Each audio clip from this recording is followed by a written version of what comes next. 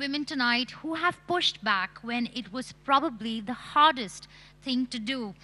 As one of my favorite authors, Ayn Rand, once wrote, the question isn't who's going to let me, it's who is going to stop me. These words ring with special emphasis tonight as we gather to celebrate women who've shown relentless bravery in the face of innumerable odds. It's my pleasure now to call upon Mr. Arun Puri, Chairman and Editor-in-Chief of the India Today Group, to please deliver his address. Good evening. Most powerful women in business in India, and the others who will become the most powerful business women in India, and the rest. Good evening to all of you, and I extend you a warm welcome on this award function.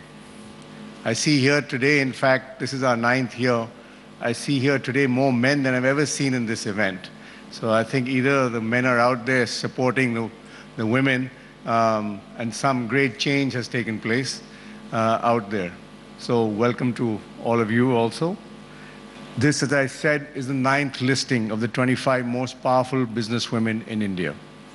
It's a listing we're immensely proud of, especially because we are the first to create such a platform as far back as 2003. The first list of ours was a path-breaking one.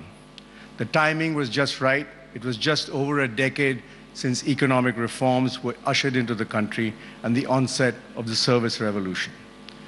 Women had begun to shine in virtually every field, and this diversity showed up spectacularly in our listing. There were great bankers such as Chanda Kochar, Shikha Sharma, and Naina Lal Kidwai. There were hoteliers such as Priya Paul. Ekta Kapoor of Balaji Telefilms, who's enjoying a great run of success in recent times, was also in the 2003 list.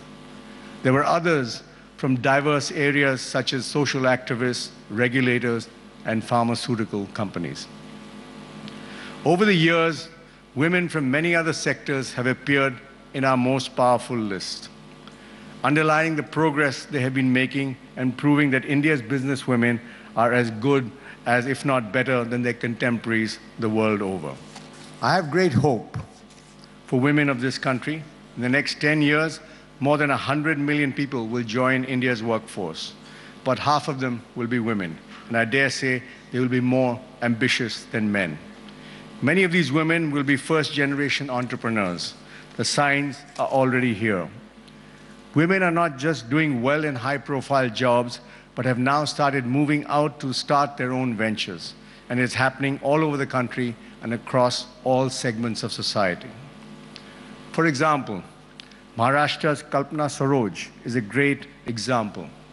Born into a Dalit family and married off as a 12-year-old, only to walk out of it a few months later. Saroj now runs a rupees 300 crores Kamani Tubes, a maker of copper tubes. Ishata Swarup, the daughter of a government employee who runs the very popular 99labels.com, an online shopping website that sells luxury products at discounted prices. There are many more such women coming forward, and I'm sure that after a few years, the Business Today Most Powerful Women list will have more than a fair share of successful and influential women entrepreneurs. May I now turn to the most important session that Business Today has put together for you. We're delighted to have with us here tonight as our chief guest one of the most powerful women in Asian business, Mrs. Chua Sok Kung, Group CEO of Singtel. Ms. Chua will now address the gathering. She will talk about her experiences in India and in other countries and how she feels women leaders can be groomed in larger numbers. We're indeed very honored and delighted, Ms. Chua, to be here. May I request, Madam, for you to please deliver your address. Thank you. Thank you very much. Very good evening to everyone here. And I have to say that I'm surprised to see so many gentlemen in the audience. And I'm sure the ladies in the room are very appreciative of the support. I am indeed very honored to be here, to be surrounded by so many talented women here. And it is certainly my pleasure to be invited this evening. women brings a tremendous amount of benefits to organizations. That has been the result of a number of studies, including studies done by Mktg, BCG, and they've shown that companies have benefited from the diversity that women leaders bring to the table. And if there is a clear positive correlation between the proportion of women in senior management positions and corporate performance.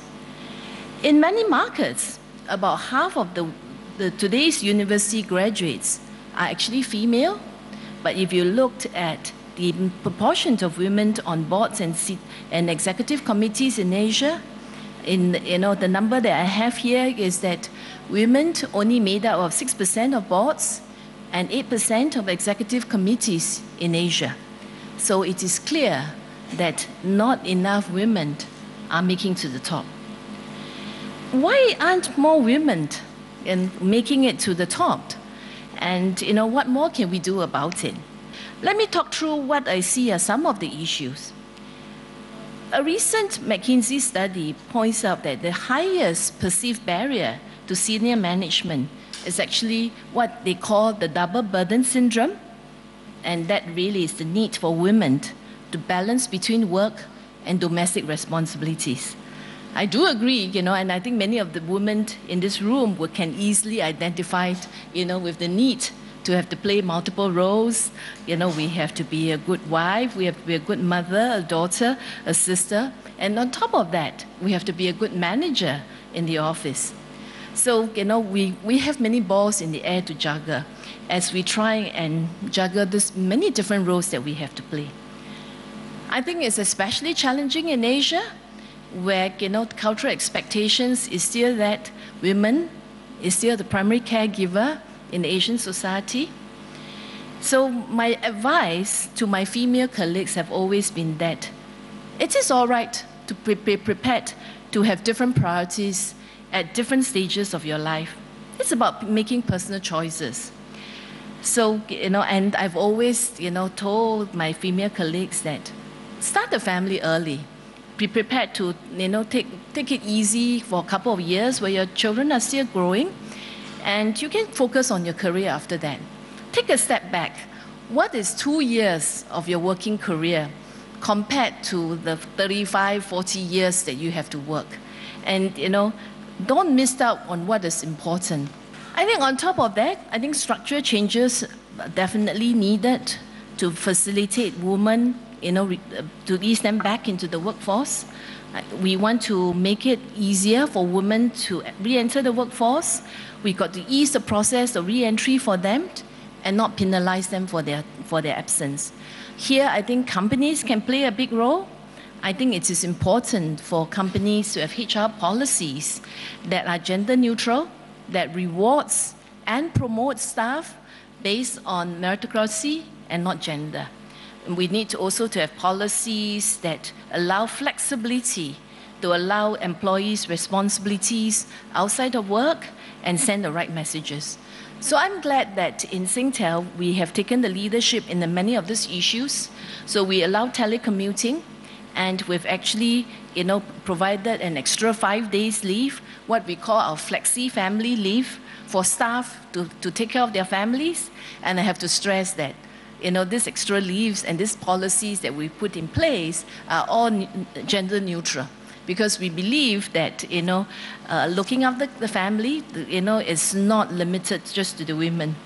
We've also put in policies that will allow our staff, if they need to move to a part-time work, to provide the flexibility to do that. And, for someone who feels that they need to take a longer break, to allow for sabbaticals. I think the other message I have for the women here is that don't shortchange yourself. Aim high and stay confident. Give yourself credit for good work done and let those around you know about it, so you're valued for what you're truly worth. I think the other issue that I want to mention is around the importance of mentorship. The people in this room have all achieved very outstanding things in your career, despite all the challenges that I've just talked about. But I think we all hope to see the proportion of women leaders, getting closer to what we think potentially is possible. I think we also have to, I think organizations have to be very pragmatic. There's a war of talent out there, and nobody, no organizations can afford to ignore half the population. Many mentors have played a very instrumental role in my career. So I believe that as women leaders, we need to do the same for the next generation. Our job is not just to manage, but to nurture and to inspire. I think it is important for us to extend a hand and to provide guidance. And this could be through formal channels and forums like what we have today, through organizations like IWF, or it could be through informal channels, whether at work or socially. So as we continue on our career paths, let's inspire our new generation and reach out to them. Thank you. Have a great evening. And I have to say that it is really an honor for me to be here with all of you tonight. Thank you.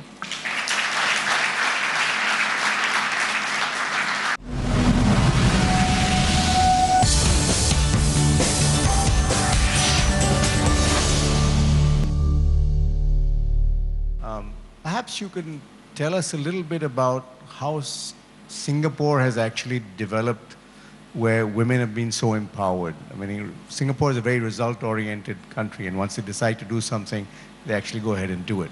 So what was the journey for Singapore for women from a very Asian, family-oriented kind of society to have women coming into the workforce and then getting into higher places? What were the kind of things they did?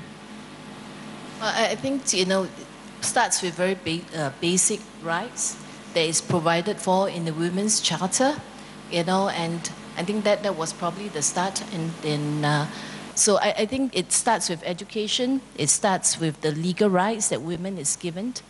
And, I think we've seen the trends improved in Singapore. We now actually have more women going to university than men in Singapore. But I think I've seen the stats on women on boards in Singapore. We still have a long way to go.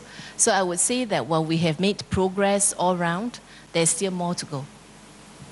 How would you say, I mean, one knows that in China, for example, because of their one-child policy, that males are very much valued,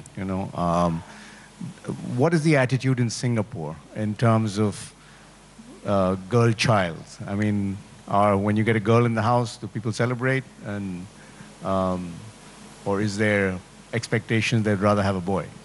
I think in Asian societies, and Singapore is no different, a son is always preferred to a daughter. But I'm happy to say that things, attitudes in Singapore have changed so much, and I've always been told that a daughter is yours for life, but a son is yours until he gets married. So I think attitudes have changed, and I'm a proud mother of two beautiful daughters. Tell us something about your own personal career. What was the biggest challenge you faced in your almost meteoric rise to where you've done? I mean, it's made it sound very easy, I think, but you must have faced a lot of challenges. Which was one of the biggest challenge you faced at a particular stage of your life? I think I've been very fortunate in that as I went through various roles in different companies, I spent close to I spent about 23 years working in Singtel, and I worked for two other organizations before that. In every case, I think that, hard work, learning to prioritize time management is absolutely critical. I've always, had very good mentors as I went through my different roles in the company. I have always, as I've mentioned earlier, had a very good support system. And whether it's family, it's friends, I think that's very important.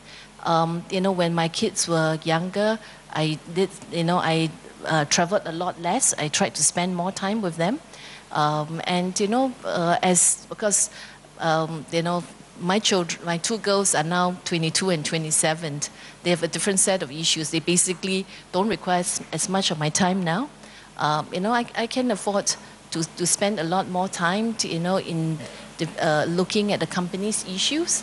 But certainly, understanding what your priorities are at different stages of your life, it's very important. Singtel obviously is a very enlightened employer as far as women is concerned now. Did this happen when you became CEO, or was this there before? Was there a male CEO there before you and you didn't have all these women-friendly kind of policies which you have right now? Or is it your introduction? I think Singtel have always been a very progressive employer, but I think after, even before I became the CEO, the company is also very pragmatic to recognize that you can't afford not to have 50% of the population in the workforce. That is a very big part of your talent pool. And you need to do all that is necessary to attract, the right talent, women included, into the organization, and to nurture them and to make sure that they stay productive and continue to work for the organization for as long a period of time as possible while they are productive. So, so those are policies that the company put in, and I would say that large part of it is we recognize that women talent is absolutely needed in business. A business is hard-nosed and pragmatic. So, this is not just doing it because I'm a women CEO. Last question from me. Do women make better CEOs than men? I think women CEOs bring a different perspective, as we manage the business. So I like to think that we are different, but we can be as good, if not better CEOs than the guys in the room. May I request you to give a hearty round of applause to the most elegant, articulate Ms. Chua, who is actually the first Asian CEO who's addressed us. I'm really delighted that she came, and thank you so much, madam. Thank you. Thank you for having me.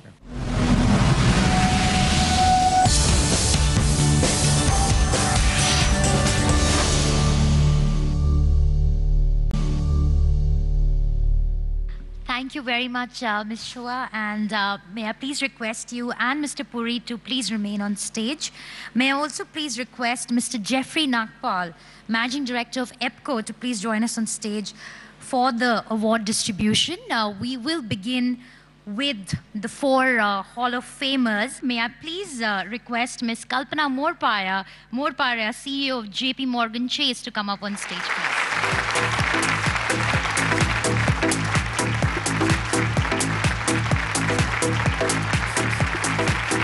Can we please have a big round of applause for Ms. Preetha Reddy, Managing Director, Apollo Hospital.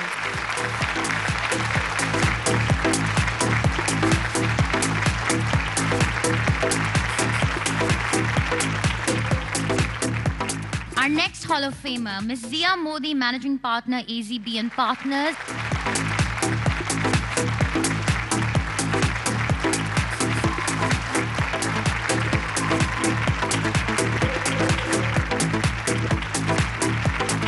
And our fourth Hall of Famer is a media legend, Ms. Shobna Bhartiya, Chairperson and Editorial Director, Hindustan Times Group. Unfortunately, she's not there with us this evening because she had to travel out of the country for some urgent work. But of course, we wish her the very best. Thank you very much, ladies and gentlemen. A big round of applause once more, please, for all our Hall of Famers. Thank you very much, Mr. Nagpal. It's now time to announce our 25 most powerful women in Indian business. So we'll go with Ms. Reenu Karnad first, Managing Director, HDFC.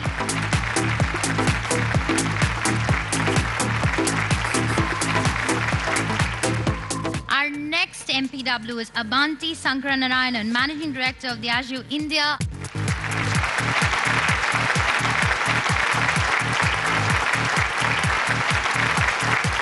Our next MPW, Aisha D. Sequeira, Managing Director and Head Investment Banking, Morgan Stanley, India.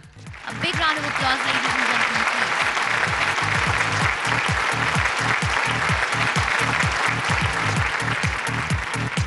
Well, next on our power list is Archana Hingorani, CEO of ILNFS Investment Managers.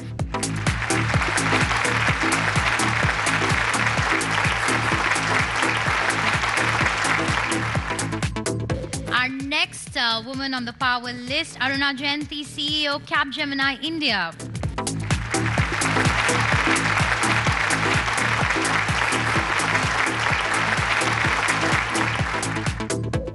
Our next MPW, Dibjani Ghosh, Managing Director, Sales and Marketing Group, Intel South Asia.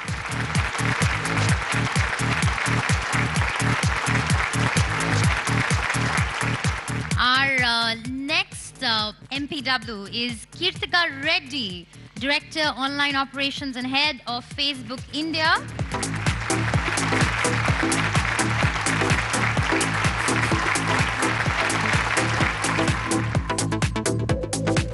Well, our next MPW is the very charismatic, dynamic, and one of my favorite speakers, Leena Nair, Executive Director, HR.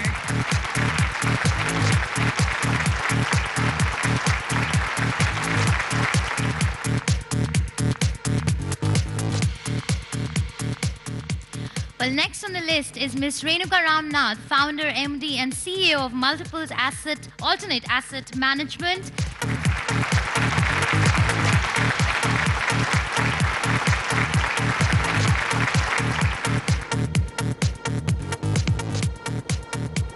Our next on the list is Sangeeta Pendurkar, Managing Director, Kellogg's India.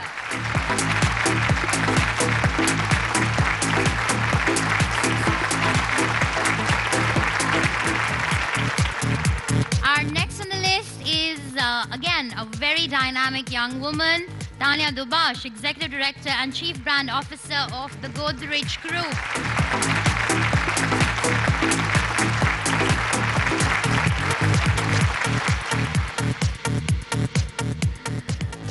Next on the list is Ms. Zareen Daruwala, President, Wholesale Banking, ICICI Bank.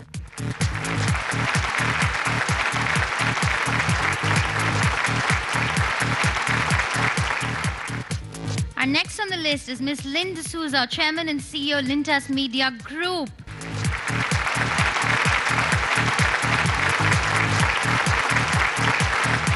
We have Ms. Rupa Kudva, Managing Director and CEO of CRISIL.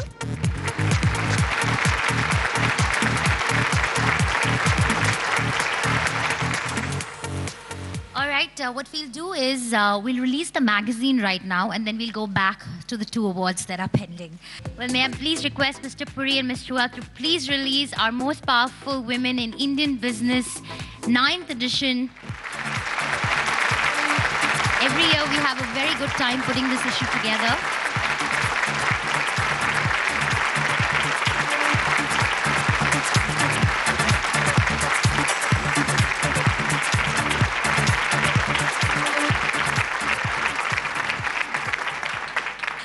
This year, we've also introduced a new award category, that of the most promising young businesswoman in Indian business, brought to you by EPCO. Please put your hands together for Zohabia Khorakiwala, Managing Director, Wockhardt Hospitals.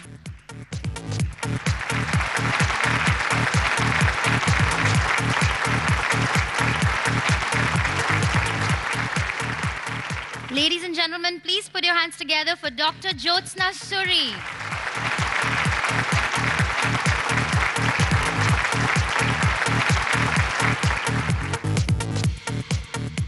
A big round of applause once again for all the winners. Can we have Mr. Jeffrey Nagpal on stage, please? Ladies and gentlemen, there is no walk of life in which women are not touched, have made better through their contribution. The rhythm of life has become more upbeat as the yin and yang forces are working in harmony now. On behalf of my company, EPCO, I congratulate you and thank you for being our inspiration, while not forgetting to pay tribute to the thousands of unsung women of today who are managing to cope with their jobs, their families, and raising children, thereby contributing to the symphony of life. Thank you, ladies and gentlemen. Thank you very much, Mr. Nagpal. Ladies and gentlemen, it's been a very special evening. Thank you very much for being with us tonight. I'd like to thank all our sponsors. Dove, our presenting sponsor. EPCO, associate sponsor. Pinky and ET Now, our television partner and advertising partners. Thank you very much. Have a good evening. It's truly a privilege to be here with Business Today and with this award. I think it's a great recognition, and it's good to be amongst some very, very respected leaders in this country. It's a very prestigious award. It's a big honor, and more than anything else, I think it's a gratification for people who've made decisions not to live the regular or the most weather-beaten path of life. Take the regular path of life. It feels great to be part of the list, and it's always good to be recognized. I think it's a wonderful platform. Huge kudos to Arun Puri, to Business Today for just having this platform. I'm very proud to take this award back, not just for me, for being the most powerful person, but for my complete organization.